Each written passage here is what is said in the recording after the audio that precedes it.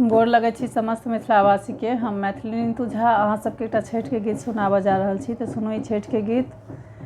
नहीं जानी छठी के बरतिया दीनानाथ, नहीं जानी महिमा तोहार,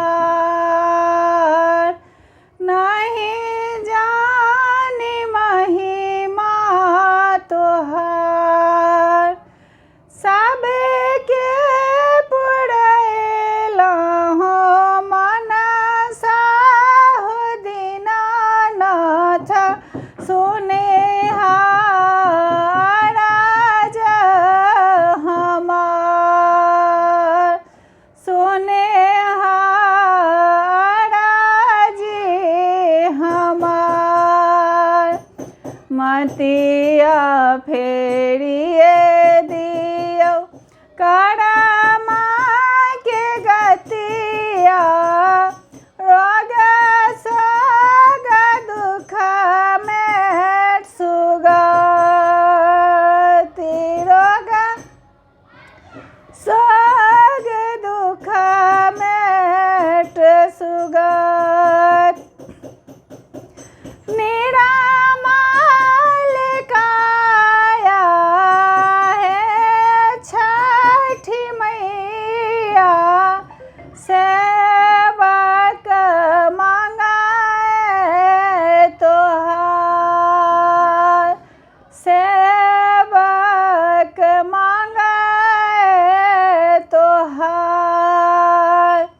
नित ने ककरो दुख मान बाट, करै छी अरजी तोहार, करै छी अरजी तोहार। अहाँ के व्रत छठी दिया सुखी परिवार, निरोगी भेल मना, माझी ना पेलक बेटा दीनानाथ, तोहार व्रत छपार, तोहार व्रत छपार। हमरा के दिया हे छठी मैया, माना के श्रद्धा पार, माना के श्रद्धा पार। चरण शरण दके अपनायबह,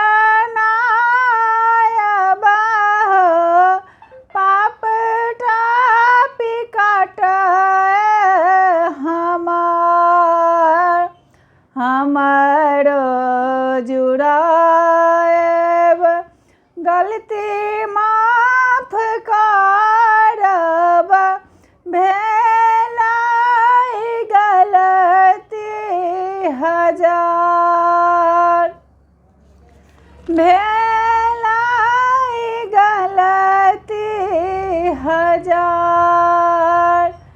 नहीं जाने छठ के बरती